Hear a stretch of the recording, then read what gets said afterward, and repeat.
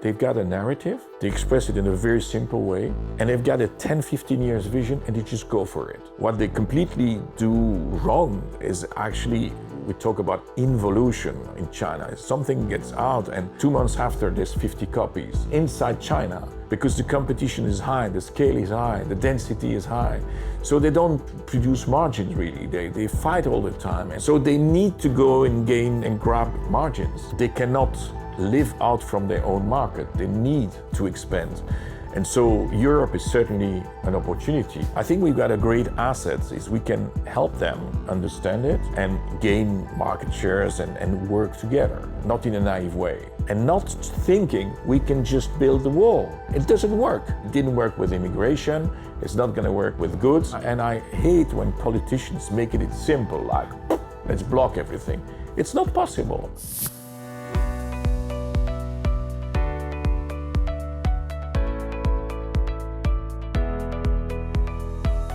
Hello and welcome back to Retail Disrupted. We're coming to you from Athens, Greece today, and we are going to be talking all about trust. Now, brands are meant to be a symbol of trust, a promise of quality to the consumer. However, only 1 in 3 consumers trust what brands say about themselves. So to help me unpack this, I'm delighted to welcome to the podcast Philippe Gelder, President and CEO of Voted Product of the Year Worldwide. Philippe, welcome to the show. Thank you for having me today. No, it's a pleasure to be here. It's great to be in sunny Athens. I presume it's sunny. I haven't been outside yet, but we'll find out soon. So Philippe, before we dive into this huge topic about consumer trust, tell us a little bit more about Product of the Year. What is it and what makes it different to other awards out there? I'm very happy to tell you about Voted Product of the Year because we are celebrating our 40th year of anniversary, which is another trust element in the logo. And our logo is actually present in over 40 countries around the world. And it's actually, it's a device, it's a marketing device, let's be completely clear, which is made to help brands and products to promote their innovative aspect or trustworthy aspect in terms of brands by using the logo, which is exclusively voted by consumers. So it's 100% consumer, no specific expert or jury. They actually vote in terms of perception, in terms of product testing. They have either experience or product testing. And the whole process is actually a very independent one and supervised by Deloitte as a guarantee of, again, trust. Yeah, and it's a huge panel of consumers as well. It's a huge panel. It reaches sometimes in some country 50,000 people, like in France and in the US, it's about the same amount. So we absolutely want to reach most objective answers. I mean, it's never 100%, but I mean, that's what we're aiming to. Yeah, so it's really a social trust signal. And I think this is interesting because trust, as we know, it has to be earned, right? It's so easy for retailers and brands to lose trust. It really has to be earned in that first instance.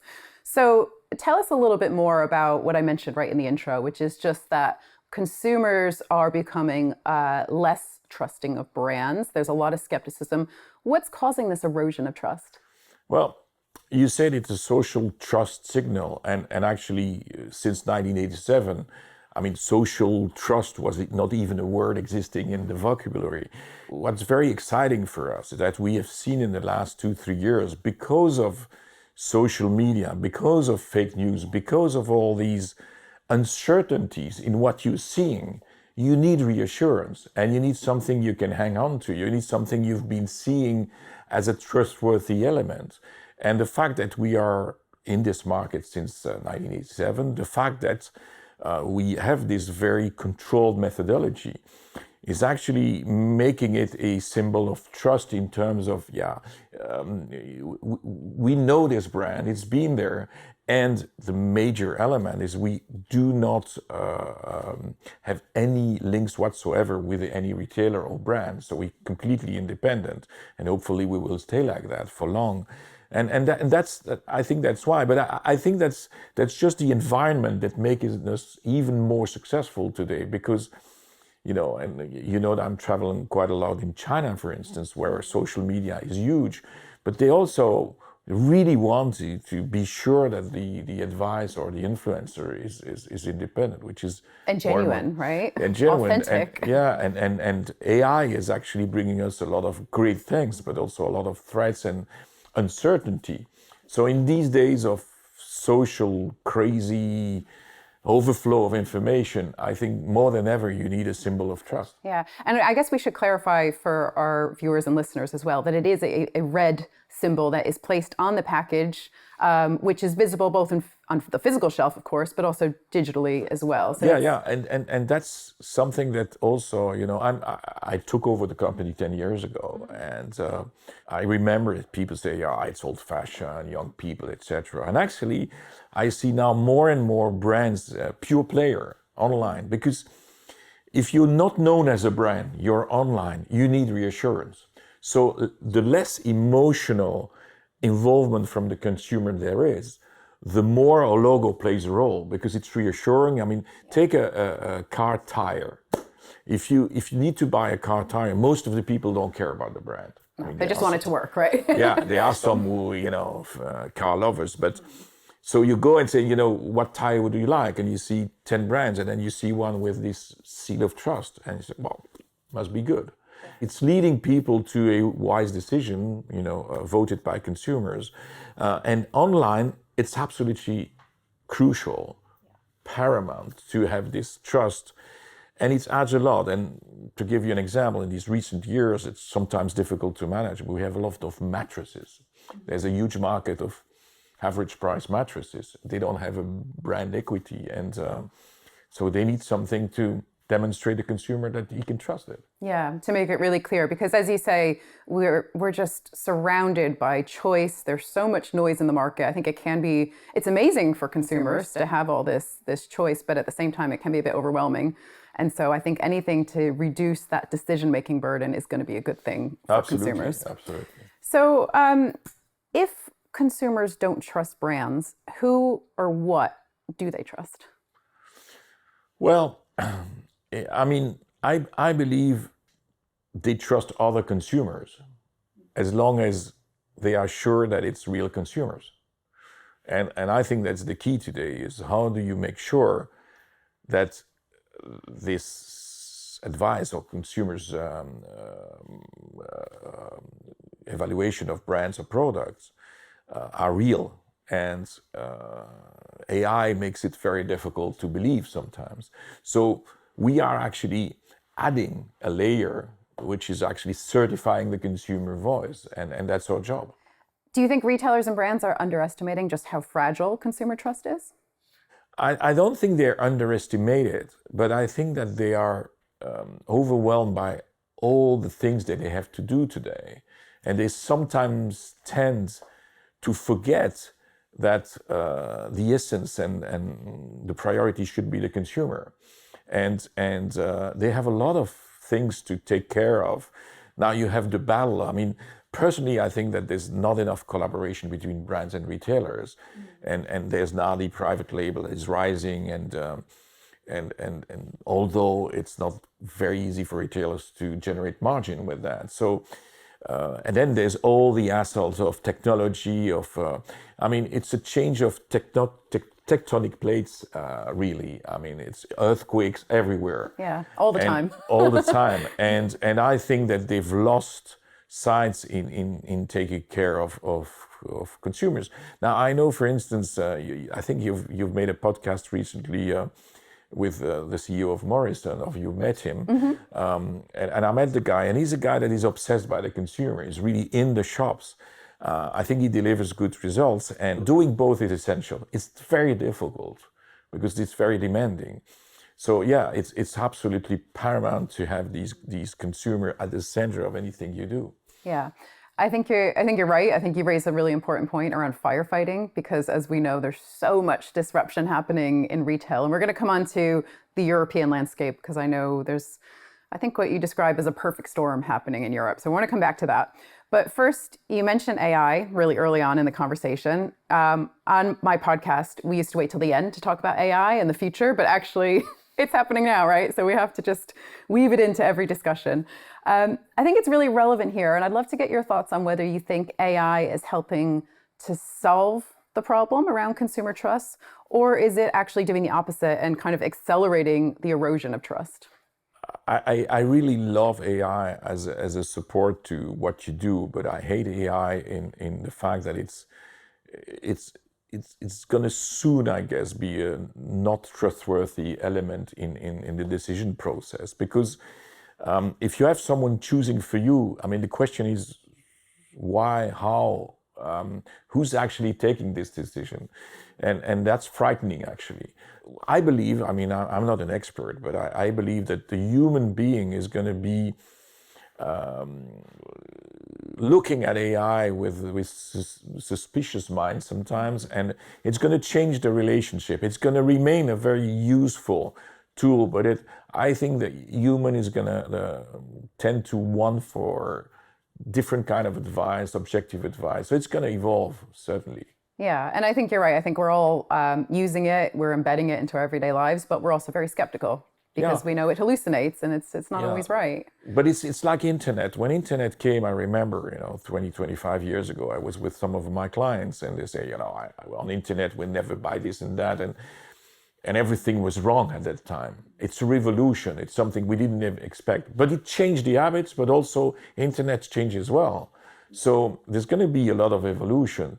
And I'm really sad that for the moment there are people thinking that they can control it and they can manipulate you to that extreme. At the end of the day, I mean, there's always going to be a consumer's reaction. And that's what we stand for, is to, evaluate and feel them to help brands to navigate through that. Yeah, and I guess when we think about search and discovery, I mean, that's already been massively disrupted with social media, social commerce, being able to buy directly, without leaving TikTok or whatever platform you're on. So that funnel has already collapsed. And now, obviously, the shift to buying inside ChatGPT or Gemini. Do you feel that this agentic commerce, do you feel that this is the next layer of that displacement, or is this going to be a fundamentally new thing for consumers?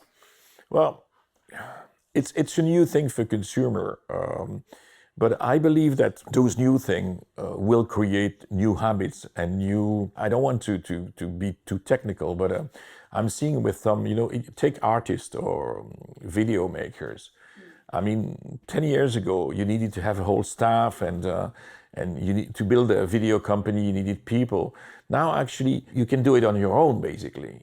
But you need this one person with more craftsmanship. So actually, it's going to create some changes in making things that were not valuable anymore, becoming valuable.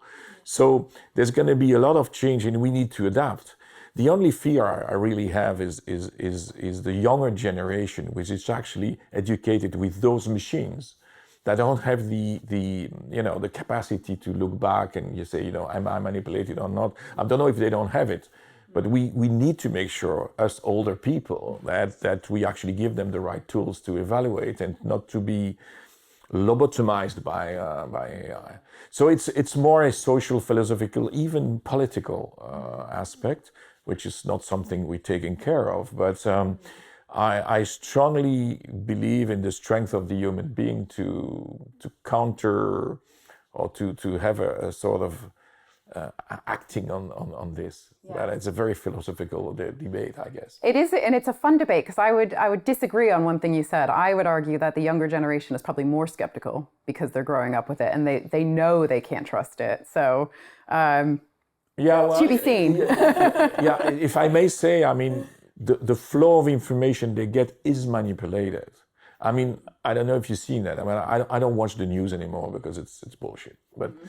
But the young generation, they have specific people telling about their own news and they see the podcast or whatever it is. And some are very political tinted. So the manipulation already in the way they think is there. So that's what I mean is this. We did in the past, we did take 2 or 3 papers to have a sort of counter opinion.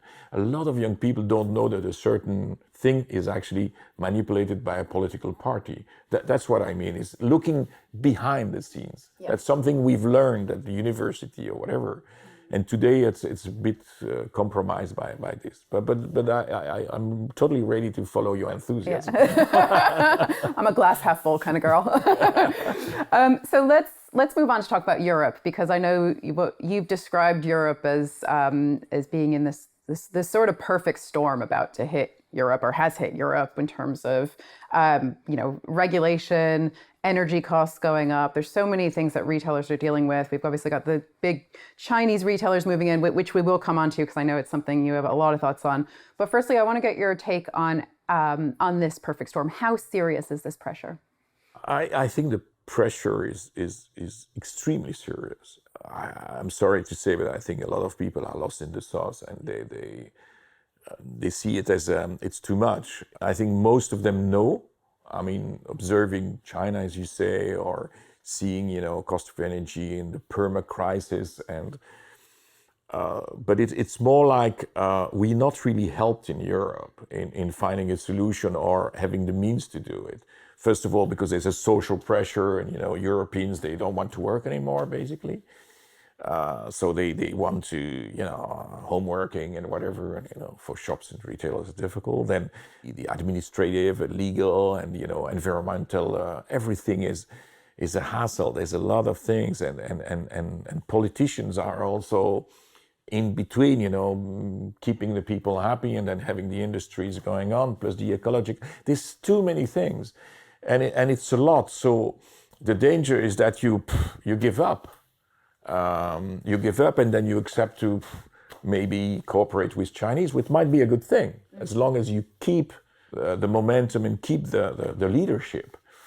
So my fear is that there will be no more retailer happy to do this business, because there's no more margin, or it's too difficult. So we need these guys. I mean, it's absolutely important, but there's a lot of challenge, and Europe, political Europe, if I may say, it doesn't help.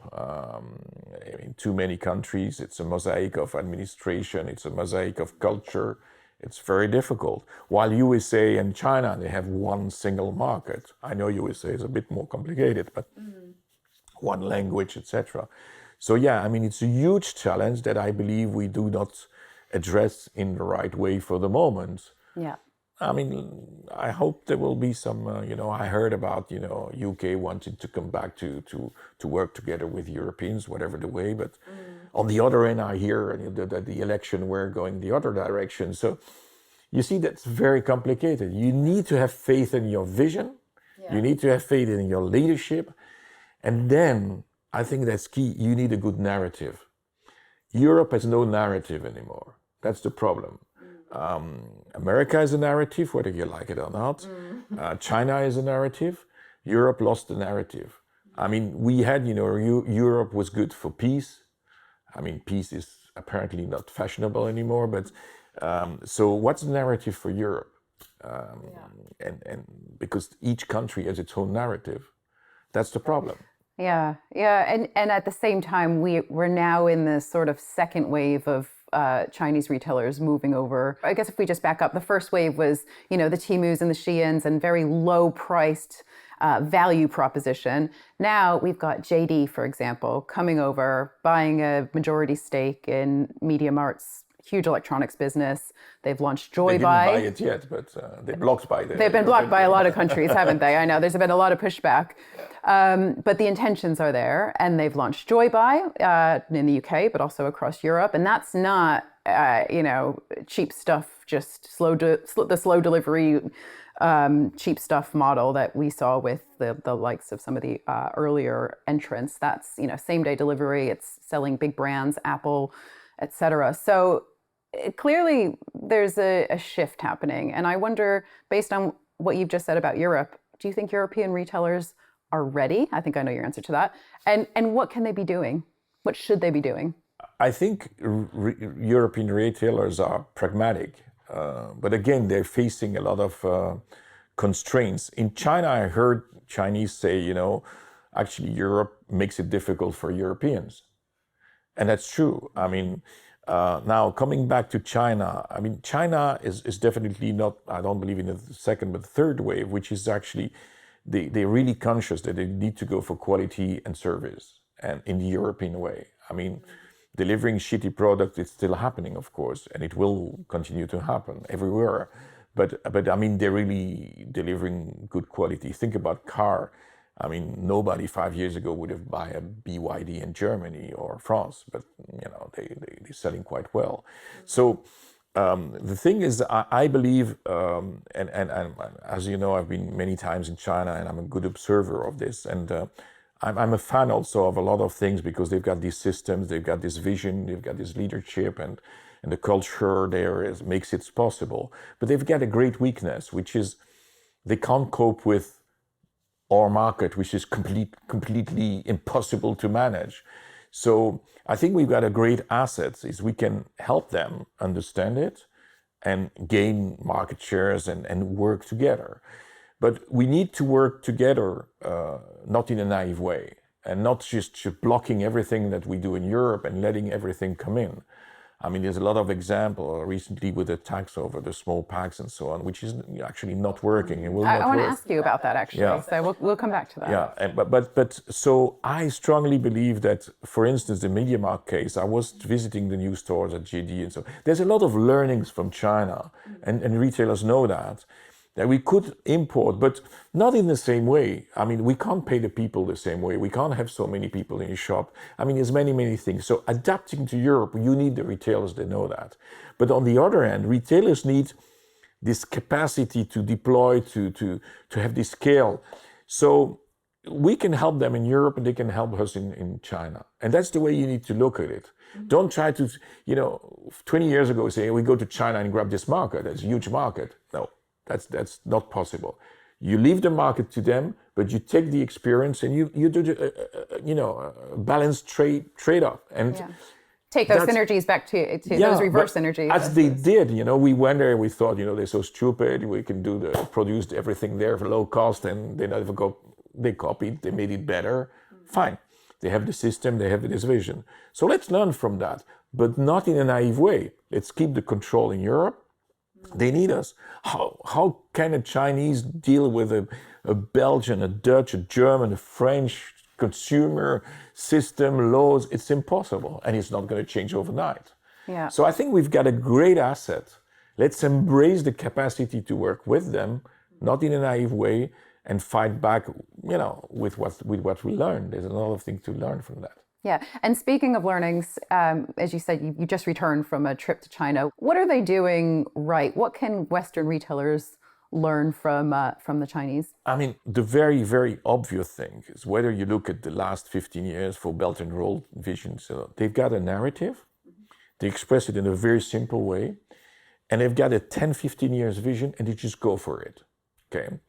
What they completely, do wrong is actually, we talk about involution in China. Is something gets out and 2 months after there's 50 copies inside China because the competition is high, the scale is high, the density is high. So they don't produce margins really. They fight all the time, and it's the entrant and then a new one and then fight and prices are going low. So they need to go and gain and grab, margins. So their weakness is they cannot live out from their own market. They need to expand. And so Europe is certainly an opportunity because America for the moment is a bit more difficult. Well, it is also a very important market and certainly... And also very fragmented, not as much as Europe, but it is still a series of different markets. Of course, it's more fragmented than people think. Yeah. What I mean is they need those market and retail. Most of the brands or the initiatives are actually non-strategic. I mean, it's not possible to think about cooperation in terms of ammunition or telecom or things like that, because it's very controlled. But there's many. I mean, look at Antasport. Antasport is coming at the level of Nike worldwide. It's a huge group. They've just bought Salomon. They've just bought Puma. I mean, they've got many brands. They're using what I call the Trojan Horse strategy. They're just going to work when they're taking 20, 28%, 30% stake in the company, and they will come. They will do it, and that's not bad. If you keep control, and if Europe or America think of a way, administrative and legal way, to make it happen in a way where that we are not being the naive part of the game. So let's go back and talk about the de minimis exemption, which you had just touched on, because this summer we're going to see the end of this across the EU. I think it's from July. Parcels that come in that are under 150 euros in value will now be subject to duties, but previously they weren't, which allowed the likes of Temu and Shein to reach the European consumer in a very cost-effective way. It's going to impact around 5 billion parcels, 90% of which were coming from China. So this feels pretty seismic. I'd love to get your take, because I know some other countries have already done this individually. What does an EU exemption mean for retail and brands? Well, you know, Italy and France already had this tax, and it didn't work because it went to another country. I mean, another element that I didn't speak about is China is speed, and Europe is slow. If Europe takes a measure, it's a strategic plan, which is going to take 5 years. In China, it's going to take 5 weeks. And I'm not kidding. It's incredible, and that's where it's also difficult, because in 5 weeks you have 10 different competitors coming in. So today, China already, the Temus and the Shein, they have a solution for that. They are going to, import things, and then the tax is going to be intra-euro. There is already a warehouse they exist in, I think it's in Poland, I've seen that. And they're ready for it. There will always be, again, we need to work together, but we need to let them do and let them have what they want, but we need to keep what we have. And not thinking we can just build a wall. It doesn't work. I mean, it didn't work with immigration. It's not going to work with goods. And by the way, I mean, look at everything we produce, even what we produce in Europe, probably 10, 15, 30, 50% of what we produce parts are coming from China. So you cannot kill your own, source of revenue. So it's very complicated. And I hate when politicians make it simple, like, let's block everything. It's not possible. France lost a lot of money by having no more planes coming in Paris because they went to Belgium and in Liège. And still found the consumer eventually, right? Always. There's always going to be a European guy to say, I'm going to buy and then resell it, and so what? And, you're always losing at this game of trying to stop. It's like with water, huh? I mean, you never stop water. So, again, let's look at it a pragmatic way, not a populist kind of, things. And there's been in France, there's been this Shein problematic with, and that's very interesting, because now the shop that welcomed Shein is completely empty. It's almost bankrupt. It didn't work. Because, it was probably other intention, but I think we have a huge strength. Let's look at our strengths. Let's not, defense is not good. You need to have a vision. Be on the offense, yeah. Yeah. So let's talk a little bit more about e-commerce more generally, because I know you've described e-commerce now as the backbone for many businesses. It's, as we all know, it's not just another channel. The physical and digital worlds are rapidly converging, and I think AI is only going to accelerate that. But what does all of this mean for how brands think about the customer relationship? Well, first, what I want to say is I'd love to see e-commerce disappear in the way that it's commerce. I mean, saying e-commerce is like, saying, we need gender equality. I mean, let's not talk about it. It just needs to be it. I mean, there's human beings and that's it. Women, men, and, e-commerce. No, it's commerce. And commerce today needs to be absolutely multi-channel. And it goes through social media, your phone, whatever. It's commerce. And commerce is now very complicated because it integrates digital, or digital is actually supporting commerce in general. So that's there. I just read a McKinsey report on what the influence of digital will have on, the retail business in terms of infrastructure, in terms of, concrete and that's the big hassle. That's when you look at the infrastructure in Europe. I mean, capital-wise, it's huge. So that's the nightmare, actually. We need to stop thinking about e-commerce. We need to only think about commerce, consumers, and the way he wants things to be delivered, the way he's always going to be right. I mean, whether you want a coffee to be delivered within 25 minutes, or want to pick something at the shop because you want to look at the shop for something else, it's your decision. And by the way, I think that's what I observed recently when I was in China. It's actually, you understand that their obsession is the consumer.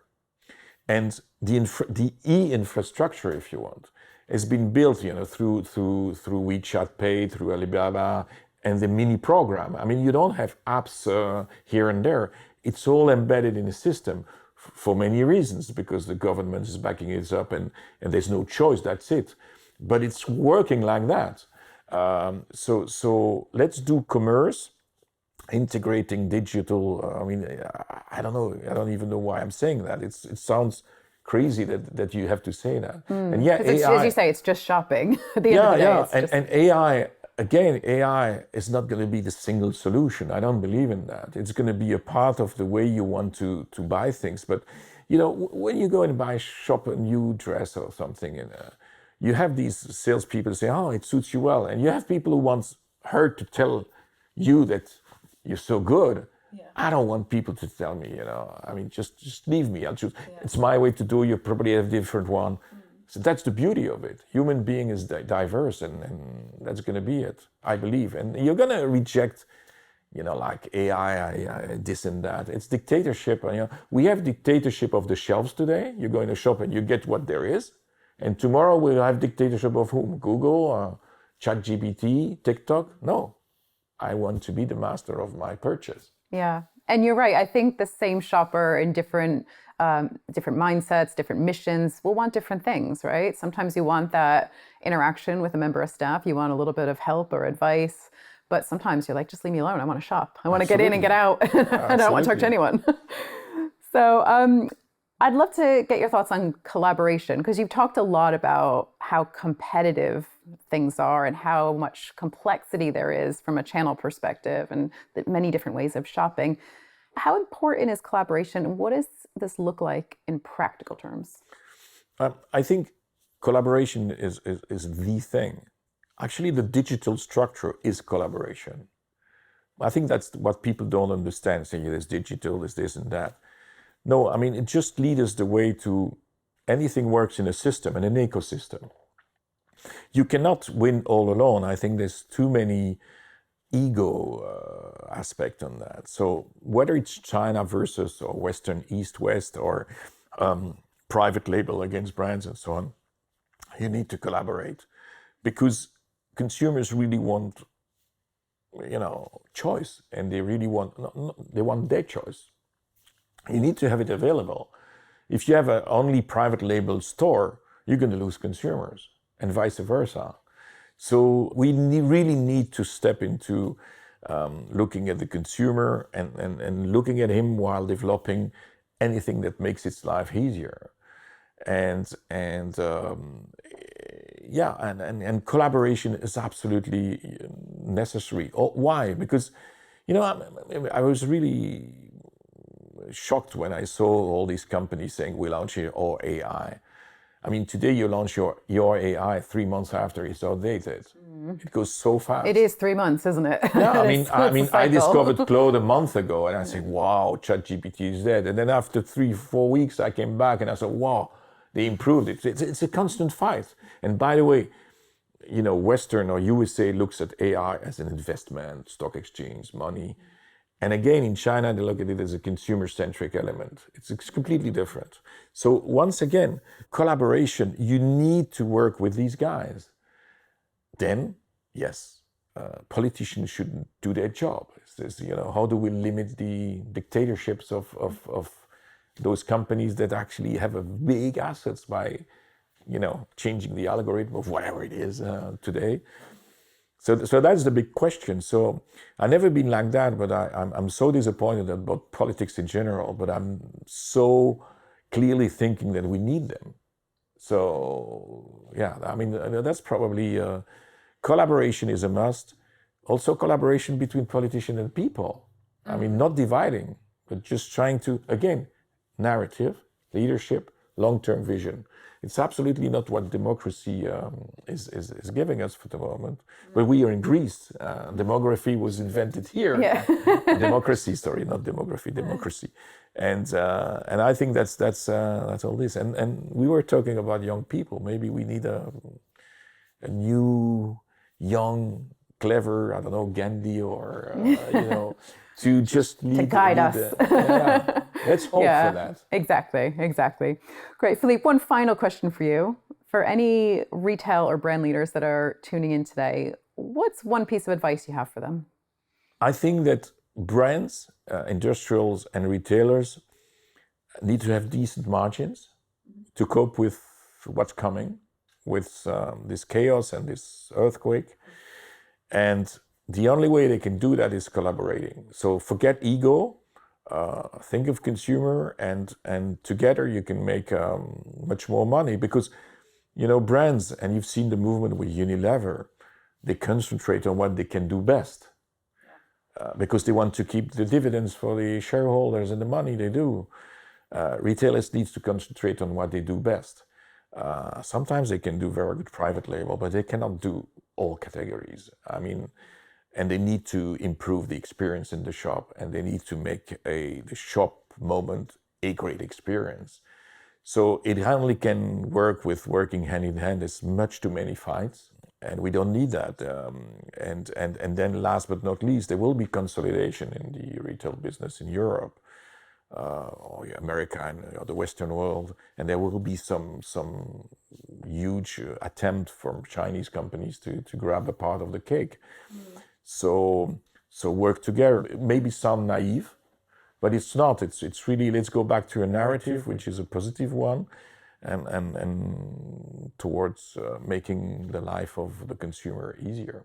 That's what I would say. Because at the end of the day, it's all about the consumer, isn't it? And well, it's first all about margins. Well, yes, yeah, of course. And that's the problem. But you don't get the margin if you don't get trust with your consumers. When you're lost and you don't know, you need a new direction, or you need actually to set the direction and go for it. Hopefully, this will happen, not without damages. Of course, but I'm confident thing will happen. You were talking about MediaMarkt and JD. MediaMarkt has been through a lot of difficulties, and it's a crucial moment. Hopefully, politics will understand that. We see now that some decisions that were taken 10 years ago by Europe to stop concentration of 2 European companies to make it a worldwide champion has consequences today which are devastating, because they didn't see it coming, that it's going to be a world fight. So let's take the right decision today. It's absolutely crucial. Philippe, it's been so great having you on the podcast. Thanks so much for coming on. Thank you for your time. And I'll be glad to listen to next podcasts with Fantastic. other people. Bye-bye. Thanks again. Thank you for listening to Retail Disrupted. If you enjoyed this episode and would like to support the podcast, please leave a rating or review or share it with others. It really makes a difference.